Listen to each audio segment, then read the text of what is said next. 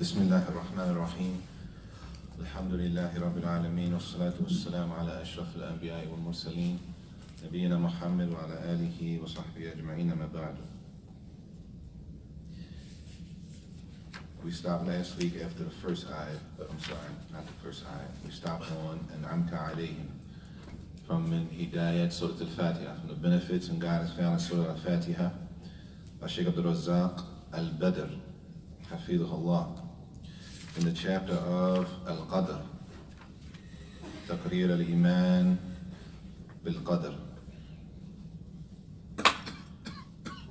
So he picks up on the ayat in Al-Fatihah, An'amta alayhim. An'amta alayhim. And now he's going to extract the benefit that this ayat in itself reaffirms and establishes the belief in the Qadr, in the decree of Allah Jalla wa Ala. قال حفظه الله وأيضا قولك أنعمت عليهم. The one whose your favor is upon, هو إيمان منك بأن النعمة نعمة الله.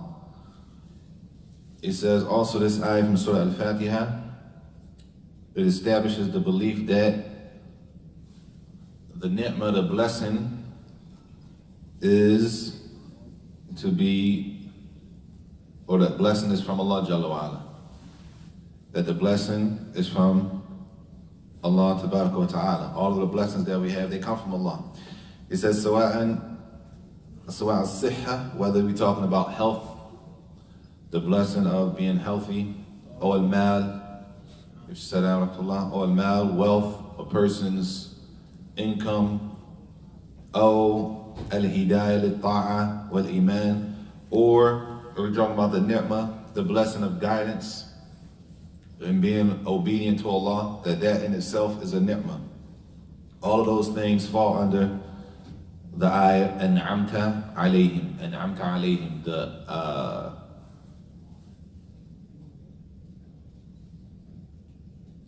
you see that?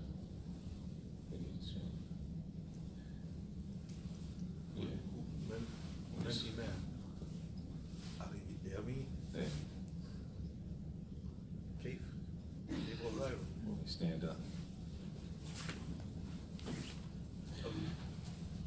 طيب ماذا أذهب؟ قدمه شوية. طيب,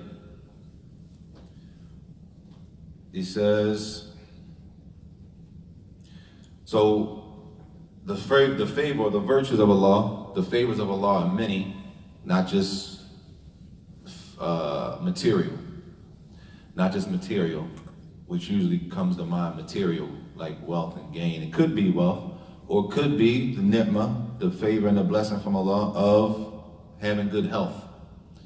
That we can walk, that we can function. If a person's able to function on their own without needing help to stand, that we can stand and pray. That we don't have to sit. We're not forced to sit. That's a ni'mah in itself. That's a blessing in itself. He says also hidayah, al-hidayah lil-ta'a, guidance of, or the blessing of guidance. That in itself is a blessing, a ni'mah. He says, so the Muslim who's constantly reading Al-Fatihah, and they're constantly aware of the meanings, and they believe in the meanings found in Al-Fatihah, he says, La bud an yu'min bil qadr. It's a must that they believe in the decree of Allah Jalla wa Ala. If a person is aware of the meanings found in Al-Fatihah, not just reciting it, but pondering and reflecting on the meanings, then the person is aware, and the person has to believe in the decree of Allah Jalla wa Ala. He says, وَأَنَّ الْأُمُورَ كُلَّهَا بِقُدْرَةِ اللَّهِ. And everything happens by Allah's lead, by Allah's permission.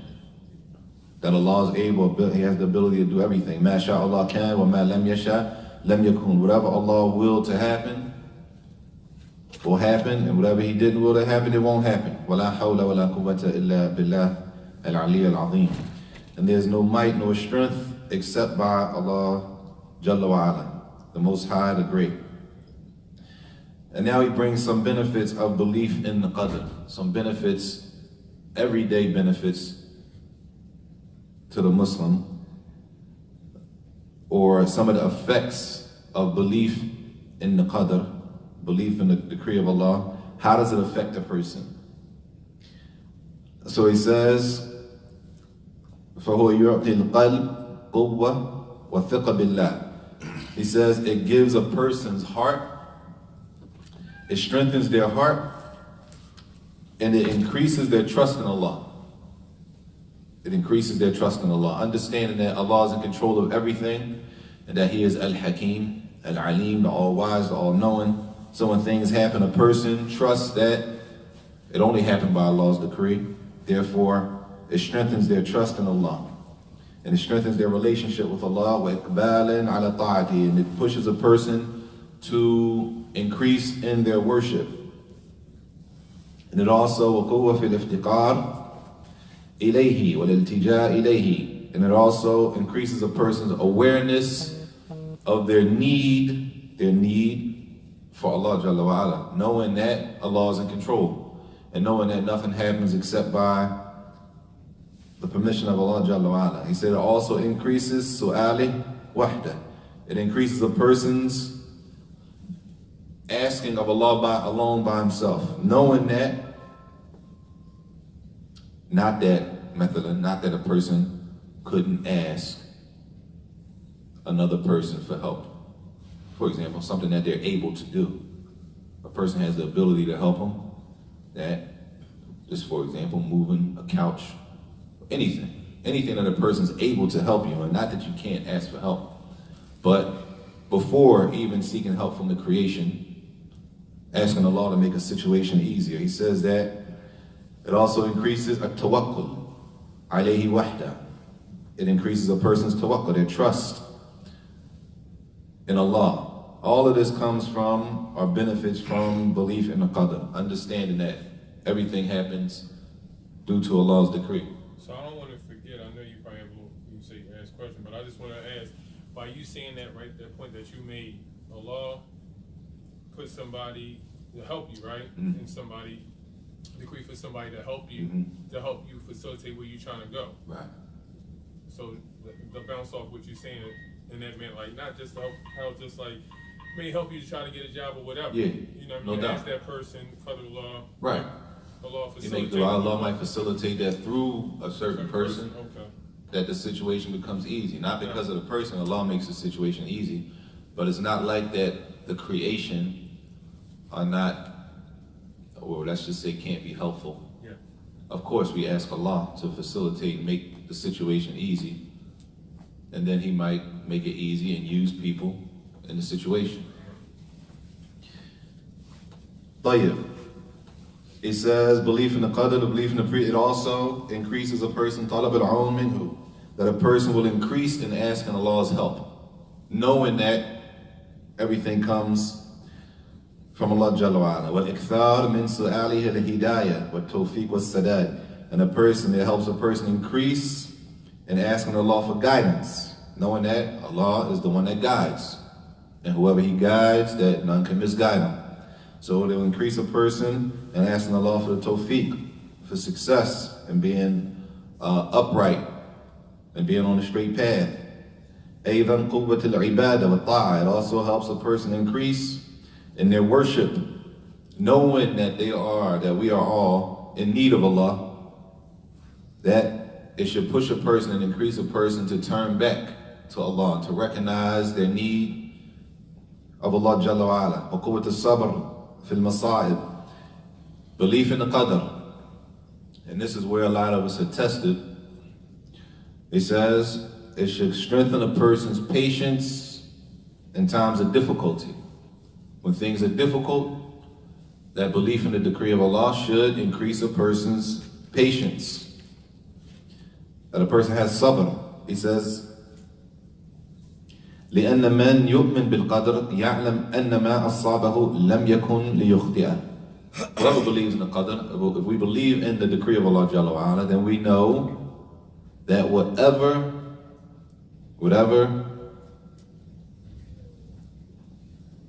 happens to us, whatever it is, good or bad, or whatever doesn't happen, whatever happens to us, as he says, لَمْ يَكُنْ لِيُخْطِئَ, that it's impossible for that thing not to happen. It's not like we said, right? If I would have did this, that wouldn't happen, right? Not like that. That qadar Allah ma shafa'a, that it was decreed to happen the way it happened.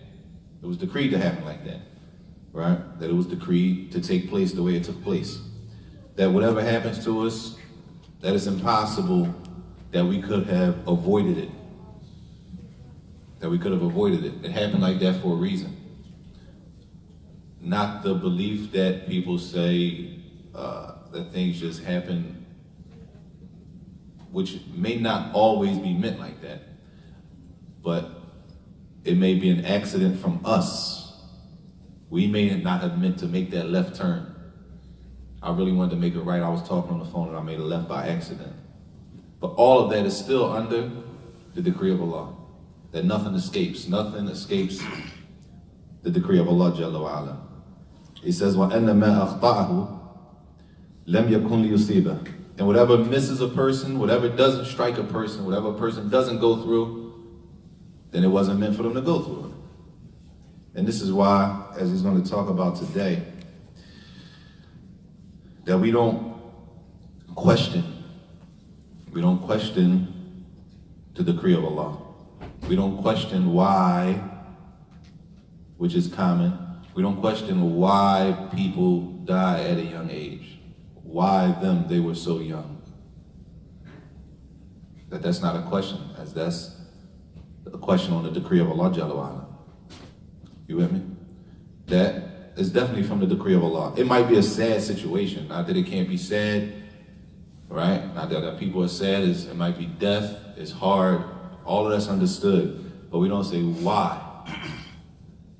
We don't question Al-Khaliq, the Creator, and we don't question His decree.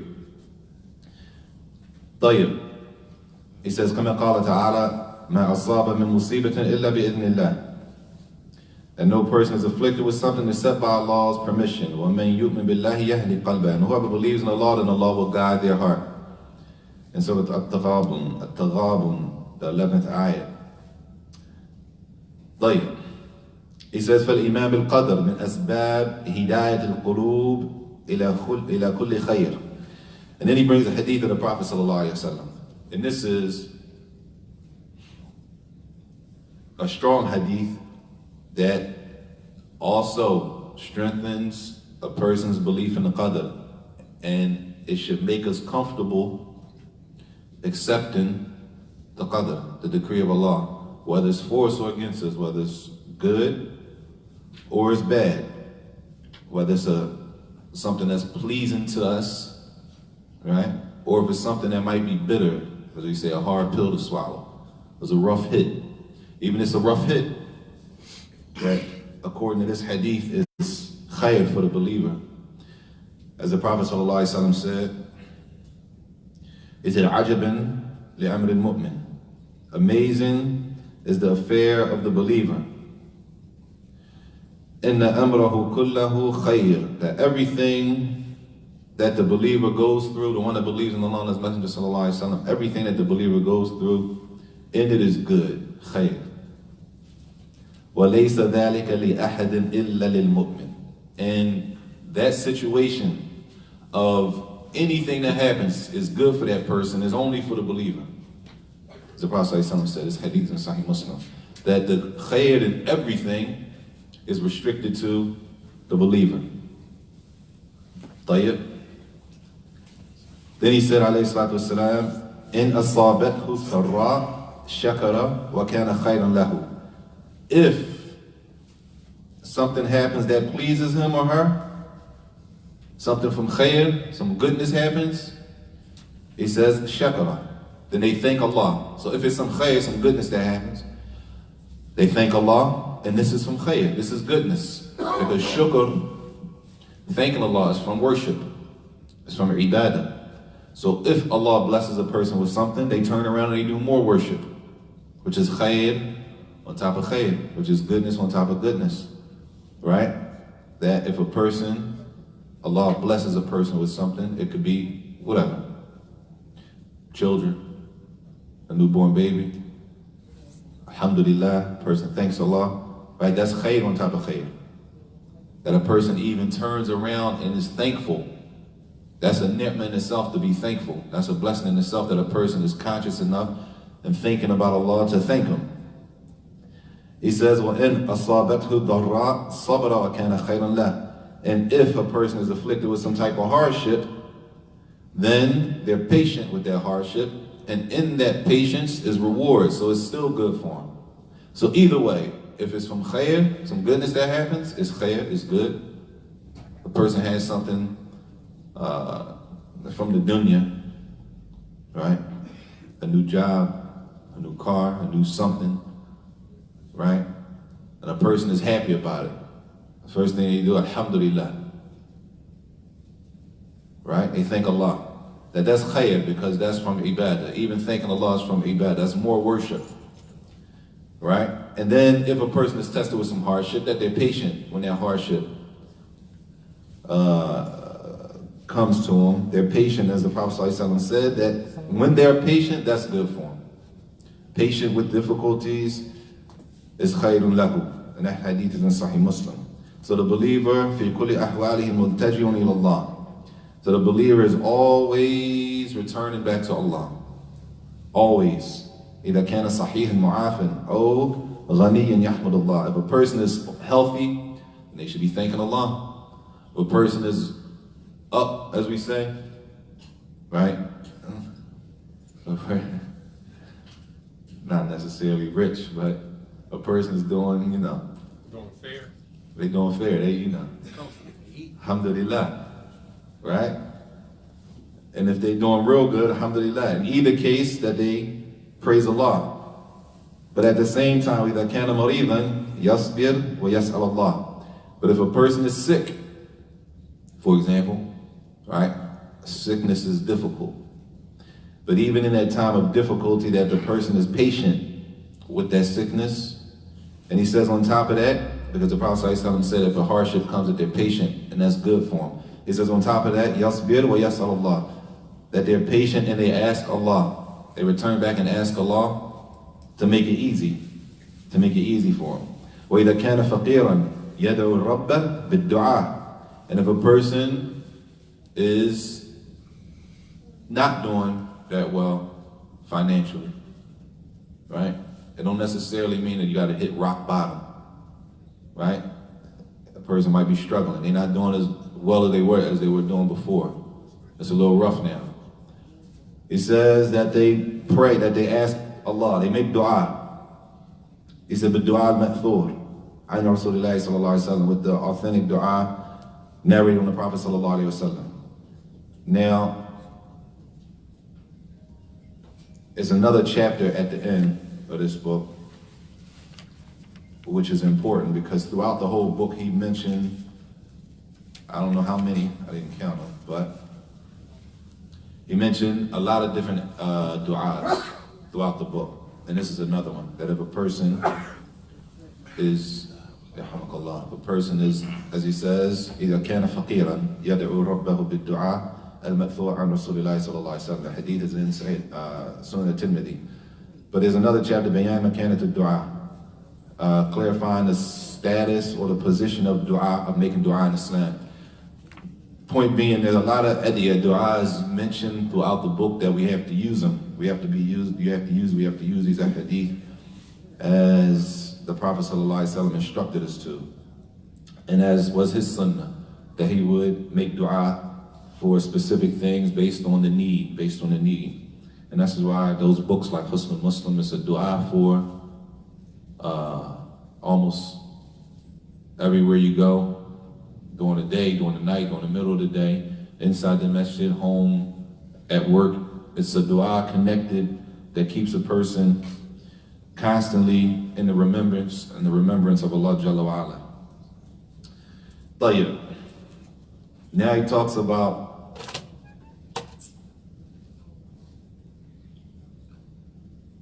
the discussion of the qadr. how does a person approach the belief in the qadr, speaking about the qadr of Allah Jalla wa Ala. And he says, مما ينبغي أن يعلم أن الكلام في موضوعات القدر على طريقتين. And when it comes to discussing the qadr, the decree of Allah, it's two ways to discuss that, to discuss the decree. He says the first طريقة, الطريقة الأولى,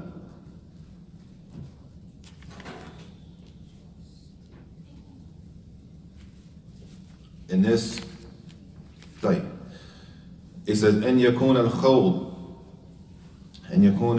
خوض الإنسان في مسائل القدر بعقله المجرد وبفكره القاصر وبترك كلام الله وكلام الرسول صلى الله عليه وسلم. He says the first way that a person looks at the decree of Allah is by using their brain, right? Using their aql. Just use this. So when things happen, they use this to make sense out of it.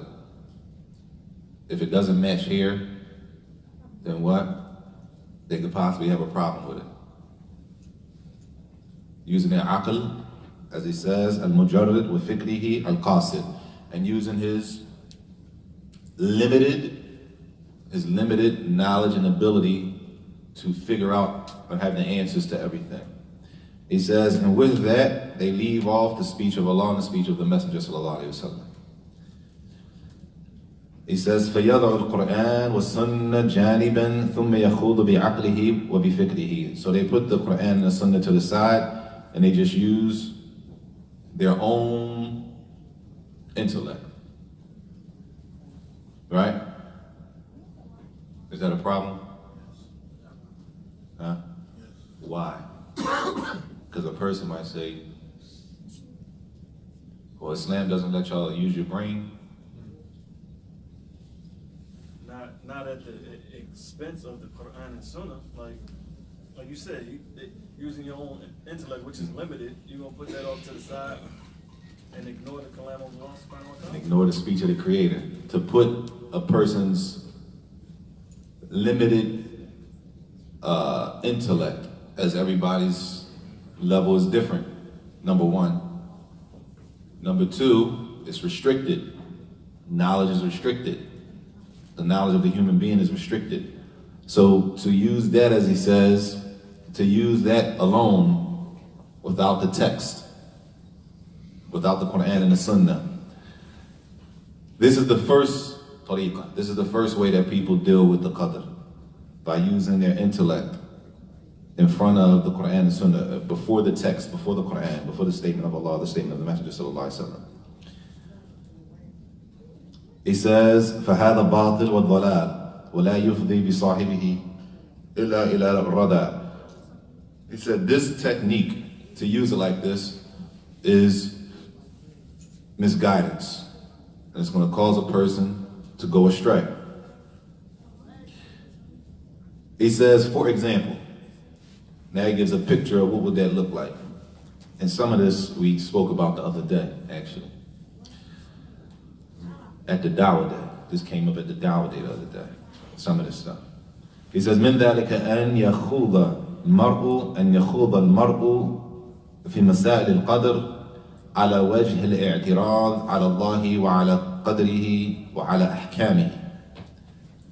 He said, from that is that a person discusses the qadr, and they discuss it in a way that they question the qadr of Allah.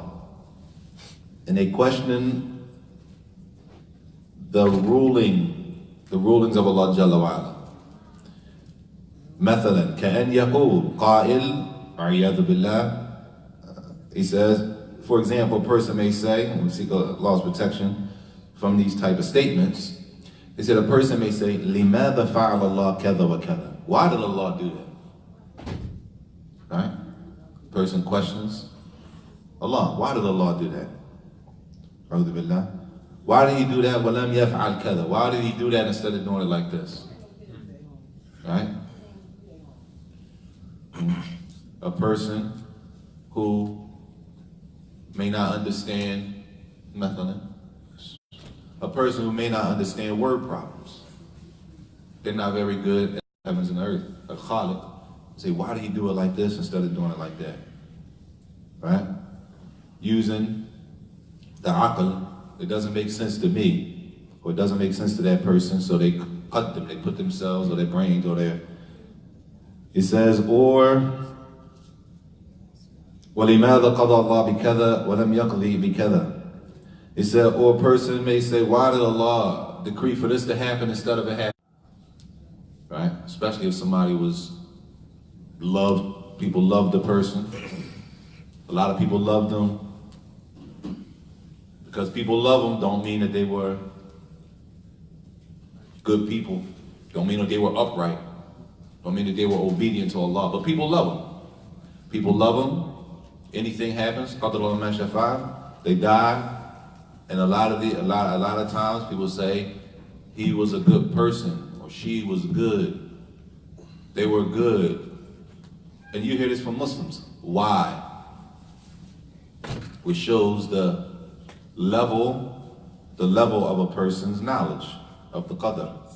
Especially for the Muslim, because you hear Muslims talking like this. Especially today, they tweeting it or whatever, they put it on whatever platform they put it on. No shyness about the question. No shyness. They might say, somebody answer me this, somebody answer this for me. Right? And then they'll run down a whole story and then question Allah, why did Allah do something? He said, this way is a way that will lead a person to misguidance. And this is not the way that the qadr is looked at. And then he said, وَقَدْ نَهَى اللَّهُ عِبَادَهُ عَنْ هَذَا. And Allah prohibited us, there's a prohibition on this thing exactly, questioning why Allah did something. There's a prohibition on questioning why did Allah do that? Why, as people say, why would God, and this is a real statement, why would God do that to him or to her? Right? Why would God do this? And Allah said in the Quran, قال تعالى, لا يسأل عما يفعل وهم يسألون. In Surah Al-Anbiya, ayah 23. Allah said, he will be not, meaning Allah will not be asked about what he does. Allah won't be asked, but they will be asked about what they do, the creation. We will be asked about what we're doing, why we do it. Allah won't be asked about what he does. He says, لِأَنَّ كُلَّ ذُرَّةٍ, everything في هذا القوم ملك له جل وعلا. Allah owns everything from the creation. And this world, Allah is the owner. Allah owns it. So you don't question the owner of the heavens and the earth about what he does with his creation. Right? He says, وَلِهَذَا كَانَ الْإِعْتِرَاض عَلَى اللَّهِ تَبَارَكَ وَتَعَالَى مِنْ أَبْطِلِ الْبَاطِلِ وَأَضَلِّ الضَّلَالِ. Therefore, questioning al-i'tirad is to question Allah. He said this is from the greatest forms of falsehood and from the great forms of misguidance. The Messenger sallallahu alaihi wasallam said in the hadith, قال رسول الله صلى الله عليه وسلم إذا ذكر أصحابي فأمسكوا وإذا ذكرت النجوم فأمسكوا وإذا ذكر القدر فأمسكوا. Three things he said, if you hear these things being spoken about, hold back, be quiet, don't speak about them. Like, he says, if you hear my Sahaba, the companions being spoken about, be quiet. Or the stars, amsiku, and the qadr, the decree of Allah. You hear these things being spoken about, then be quiet. Meaning what? Does anybody know? Don't speak about that which you have no knowledge. Like, when you ask that, don't speak about matters that will cause you disbelieve. Don't speak about matters that will call you to disbelieve. طيب. When you asking this in reference to when you say the Sahaba, like you say be quiet, is that like saying you don't want to say nothing wrong about the Sahaba? Let me ask you a question. He said when my Sahaba, my companions are mentioned, keep silent. My companions are mentioned, amsiku. Don't say anything about the Sahaba. You don't want to say nothing wrong about the Sahaba. Don't say nothing wrong about the Sahaba. طيب. He's going to go into that. طيب. Okay. He says والمراد بإمساك عند الذكر القدر وهو الإمساك عن الخوض فيه بالباطل وبالطريقة المحرمة التي أشرت إليها آنفا. He said, as he said in the hadith, when the qadr is mentioned, to be quiet. Meaning don't speak about the qadr, because this whole chapter is about the qadr. This whole chapter here is about the decree of Allah. The hadith says when the qadr is mentioned, be quiet. Outside of what we were informed upon. Like you can't speak beyond your level of comprehension. So Outside of the knowledge you have of the qadr, of what we were given. From J. the Quran. Mumtaz. Well, you might say you don't want to say nothing that make you displeased with the color. J. Or something that would make you create a lie about it. Speaking about that which you don't Without know knowledge. outside of what we were told. All of that is inside of this first one, this first tariqah, which is using the brain. Don't speak about the qadr using this tariqah, where you're speaking and you're not using the Quran, you're not using the text. You're using what you feel or what you think about it. Don't speak about the qadr in that sense. Your opinion. Opinionated from here, your aql. طيب.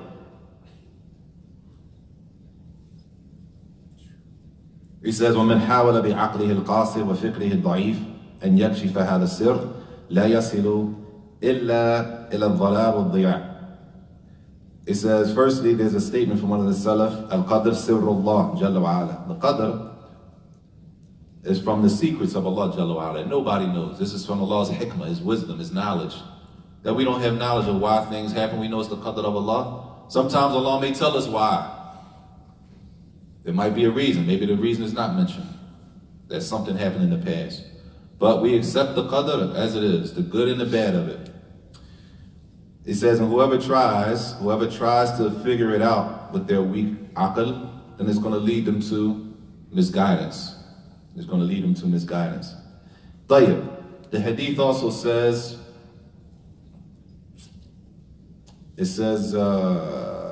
إذا ذُكِرَ أَصْحَابِي فَأَمْسِكُوا. If my companions are mentioned, then be quiet. Right? So don't say anything about the Sahaba. If my companions are mentioned, فَأَمْسِكُوا.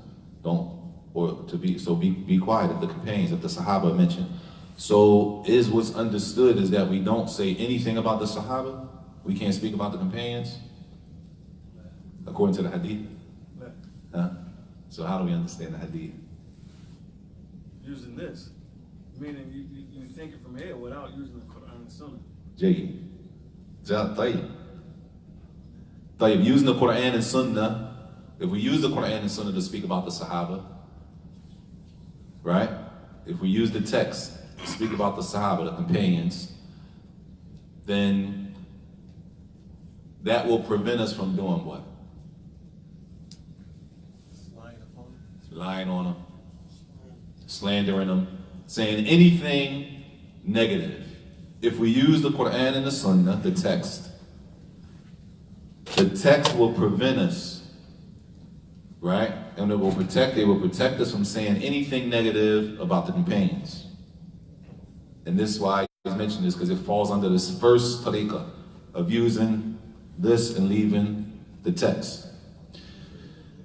طيب, he says, يراد منه الإمساك عن سبهم ووقيع فيهم والكلام فيهم بغير خير. He said, والجميل, it protects them, or what's meant is, don't mention them in a negative way. Don't speak about them in any type of manner that is negative.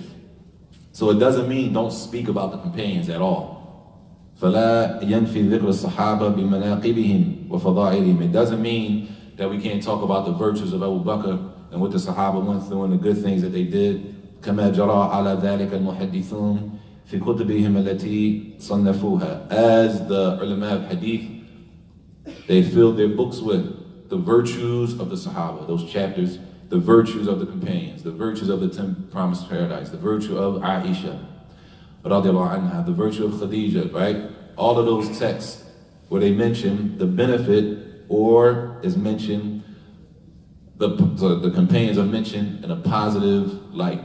And that's what the texts do. The Quran and the Sunnah, it protects us from speaking bad about the Sahaba. وَقَدْ مَدَحَ اللَّهُ تَعَالَى مَنْ يَؤَدِّي حَقَّ الصَّحَابَةِ. And whoever gives the Sahaba their right, Allah praised them. And this ayat is in Surah Al-Hashr. وَالَّذِينَ جَاءُوا مِنْ بَعْدِهِمْ يَقُولُونَ رَبَّنَا اغْفِرْ لَنَا وَلِإِخْوَانِنَا الَّذِينَ سَبَقُونَ بِالْإِيمَانِ. Well, Allah said, those who came after them, they say, oh my Lord. Those who came after them, after the Sahaba, they make dua, they pray. They say, oh my Lord, رَبَّنَا اغْفِرْ لَنَا, forgive us and our brothers that came before us. Our brothers in faith that came before us. Making dua for the Sahaba. And then they say, وَلَا تَجْعَلْ فِي قُلُوبِنَا غِلًّا لِلَّذِينَ آمَنُوا. And don't put any hatred in our heart for the believers. That's called the Quran, a dua in the Quran. It's a lot of adiyah in the Quran. There's a lot of du'as in the Quran. This is one of the du'as in the Quran. وَلَا تَجْعَلْ فِي قُلُوبِنَا غِلًّا لِلَّذِينَ آمَنُوا. And don't put in our heart any hatred or envy for the believers. وَرَبَّنَا إِنَّكَ رَؤُوفٌ رَحِيمٌ. Oh Allah, you are the most gentle, the most merciful. طيب. The next part of the hadith says, if the stars are mentioned, then what? Don't speak on the stars. So what does that mean? Huh? Again. Same thing. It's falling in all this is under the same text. So that means the text will let us know what we can say about the stars. And outside of the text, we don't have the right to speak about it. طيب. He says, وَأَمَّا الْخَوْض فِي النُّجُومِ بِمَا يُسَمَّى عِلْمَ التَّأْثِيرِ وَالْاعْتِقَادِ فِيهَا وَنِسْبَةُ الْحَوَادِثِ الْأَرْضِيَّةِ إِلَيْهَا فَهَذَا مِمَّا لَا يَجُوزُ. لا يجوز. And this falls under this with a lot of Muslims. A lot of Muslims. Allahumma musta'an. A lot of Muslims have a problem with, forgot the name of it. Muslim Jones. Horoscopes. Horoscopes. Muslims still reading horoscopes and believe in them. And believe in them. Outside of the text, we're not able to speak about the stars. Right. So that would that include when one looks up there and says, "Oh, that's the Big Dipper," and stuff like that. We leave that off too, right? The Little Dipper and all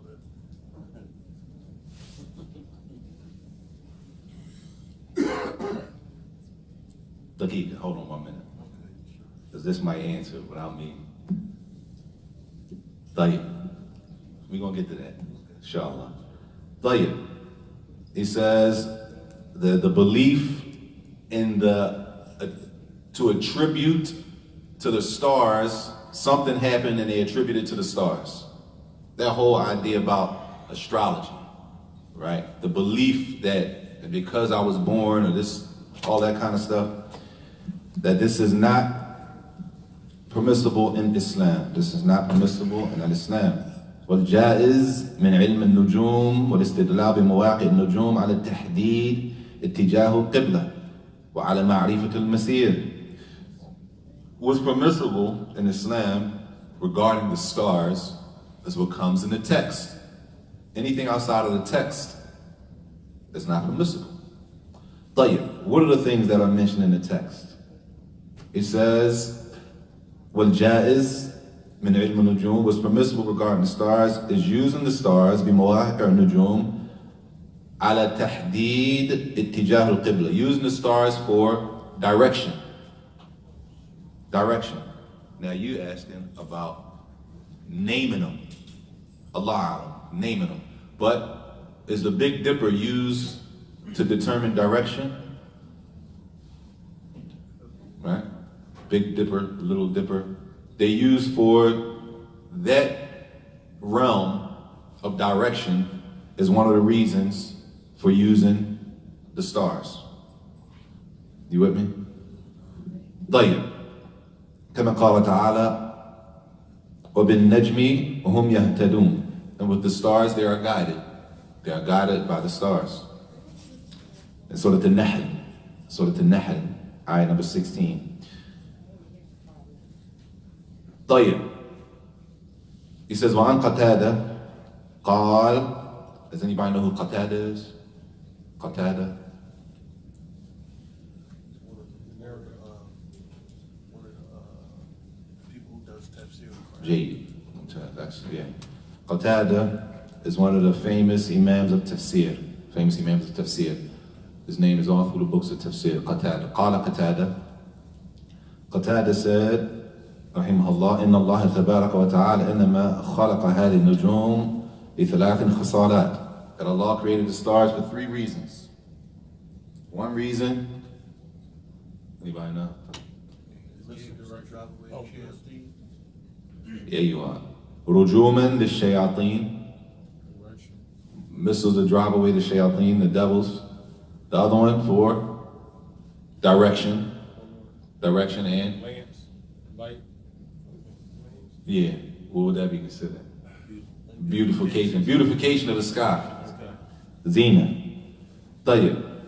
He says whoever goes outside of that, فَقَدْ قَالَ بِرَأْيِهِ. Whoever goes outside of those 3 things, then they're just speaking from their own selves.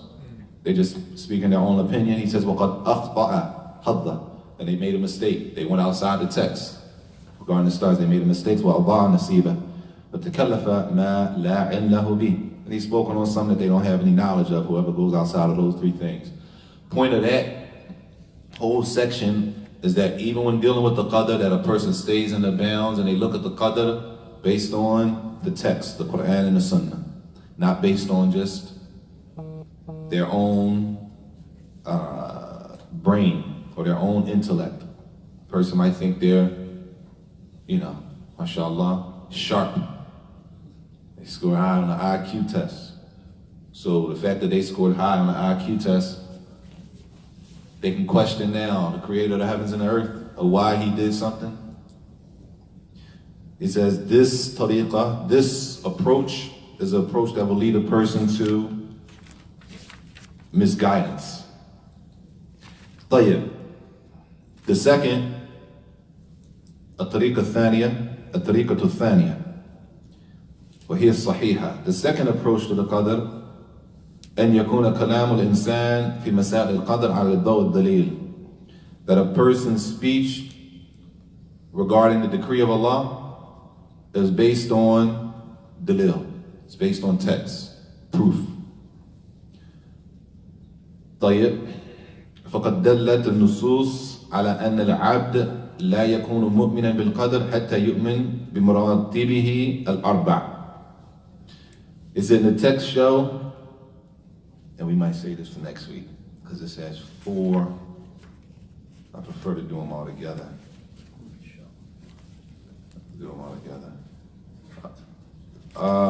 طيب. He says, according to the text, according to the Quran and the Sunnah, that a person does not believe in the qadr until they believe in all levels of the qadr.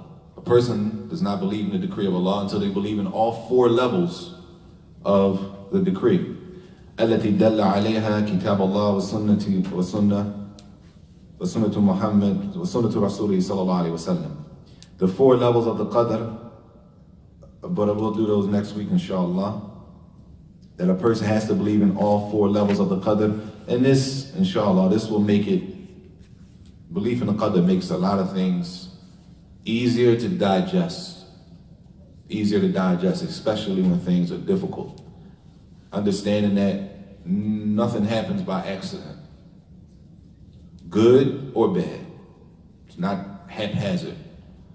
that everything is by Allah's decree and Allah has knowledge of it, and it's by Allah's will and by Allah's qadr, that Allah is able to change a situation or not change a situation. Understanding that makes acceptance and digesting those, if it's a difficult situation, it makes it a lot easier. Understanding that. And that's seen a lot more with people who have or not, if it's not new, if this concept of the qadr and understanding that Allah is in control, if it's not new, if it's new, if a person is new to this concept, they might have some ishkal, especially if they just became a Muslim. Right? There's a lot of things that are not from the Islamic belief system, not from the aqeedah of the Muslim. Right? There's a lot of things that are not from the aqeedah of the Muslim. That's the importance of learning aqeedah. That the asl of the religion is a tawheed, the oneness of Allah, and understanding how that affects and the trickle down in the deen, and that there are things that can negate a person's tawheed, their belief. There are things that can remove a person from Islam. There are beliefs that if a person believes that they had invalidated their shahada. There are things that don't have to be said. They ain't like they have to say all of them. Some things are said. Some things are a belief that if a person believes that it invalidates the shahada that they said. So it's important. It's important to understand the basics of the aqeedah. And this is from the basics of the aqeedah. As usul, al-iman bil-qadr, belief in the decree of Allah, is from the pillars of Iman. That you can't be a Muslim without believing in the decree of Allah. So this is from the basic beliefs from the Islamic Aqidah. But we'll stop there and we'll do the 4 levels of the Qadr next week, inshallah. Any questions? Yeah. Fadal. When you go back to shukr and thanking Allah, and I know you're familiar with the hadith that says you haven't thanked Allah until you thank the people. Mm-hmm. How you understand that? Because like you invite somebody somewhere, you go back and thank them, you ever thank Allah until you thank the people. Being thankful for the ni'mah of Allah, that you haven't thanked the people, to be thanked Allah. I mean, we don't live life alone, on our own. That in general, people need people, functioning wise in society, right? Therefore, from thanking the people, is showing your thanks to Allah. Gratitude to Allah that is not restricted to me necessarily getting something like tangible all the time. You with me? It might not be that it's tangible. It might be that a brother says a word in that case, in that situation, I needed that. Right? It might be that Allah uses a person, right, to guide somebody else. That's the importance of da'wah. As the Prophet ﷺ said, if you guide a person, if a person is guided by your hands, then it's better than what? Huh? If one person is guided by your hands, then it's better than what? Huh? A red camel. The hadith about the camel. But you gotta know the importance of a camel and that to understand it. Red camel? Yeah. Tayyib. That it could be through a person. That all of it returns back to thanking Allah. All of it. That's why those du'as and those adiyas are so important, because if you know the du'a for leaving out of the house, if you know the du'a for coming in the house, if you know the du'a after the salat, if you know the du'a after the takbiratul ihram, if you know the du'a when you walk into the market, if you know the du'a, right? All of those things keep you connected to Allah Jalla wa Ala. That a person is always thinking about Allah Subhanahu wa Ta'ala. The dua when you get on your riding beast, right? The dua when you eat, before you eat, after you eat. When you go in the bathroom, when you come out the bathroom, when you look in the mirror, right? All of those du'as are not just there just for they're there for a reason. The Prophet ﷺ told us those du'as for a reason. Allahu A'lam. So, Fuck.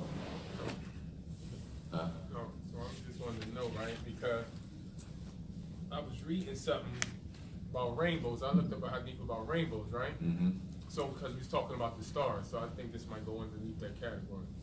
A hadith about rainbows? No, I read a hadith that said, upon the authority of Ibn Abbas, who said the rainbow is a safeguard for the inhabitants of the earth, that they will not be drowned as a form of destruction as in the time of Noah.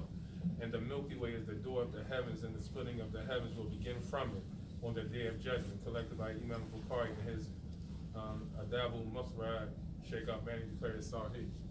So I was just, does that fall under that too, like as far as the rainbows and stuff like that? Allah. Allahu Ta'ala. It's the first time I heard that. What he was asking though is mention the Milky Way. Yeah, that's Oh, why I so think that's for what the he Milky Way. said. The Big Dipper. He said in the Milky Way is the door of the heavens, that the splitting of the heavens will begin from it. Jade. Yeah. But your question about the names? Yeah, you know how, The back Big in the Dipper. day when you look at the stars, somebody say, oh, that's the North Star, that's the Little Dipper, oh, there's the Big Dipper. Are you talking about the names? The names, that how they formed something, and then they gave it a name Right. because of what the stars look like or something, and then what I said, you know, that falls outside of that because that's not in the text. Not necessarily. It falls under the text, the fact that what it's being used for. No, but it's not. They not used for direction. It's like, all right, we know when we travel and we look for the North Star, we know that all right, that's north. Then So that's direction. right? Thank you. But I'm not talking about that. I'm talking about like when you look at the star, you might see a star to make it look like a boiling pan, like a pan. Right. They might have a name for that because of what it's shaped like. It might be a name. But what is it used for? Just The name is only used to identify it. Yeah, to identify That's not. what it looks like. That's not necessarily going against the text. Identifying it itself, the science itself. How do you identify what's what? Why are you calling it the North Star? For example, not you. I'm just saying. Why is it called the North Star? It's for identification is one thing, but what is the North Star being used for? That's being used for direction. Direction. Direction, yeah. As long as it's in the realms of that, as far as names, Allah name it. I don't think it would be a problem, but Allah knows best. It's not taking it outside. The fact that you call that a name doesn't necessarily take it out of the context. Even if we use the North Star, the fact that you call it the North Star doesn't take it out of the context that it's being used for direction. You know what I'm saying? Yeah. You calling it the North Star, but what did you use? It's used for direction. All right, well, that's all we want to know. Is it being used for direction, or you being saying that whoever follows the star, they're going to have something good happen to them in 30 days? Not that. You know what I'm saying? It's the North Star. Why? It's for direction. Okay, well, what you going to call? Well, how we know the difference between this star and this star? Maybe this star is used for direction, but that's a different direction. Whatever the science is, the point being is that it has to be in the realms of the text of what it's being used for. Allahu. Alright. Khalas. We'll stop there. Subhanakallahumma wa bihamdika ashhadu an la ilaha illa anta astaghfiruka wa atubu ilayk.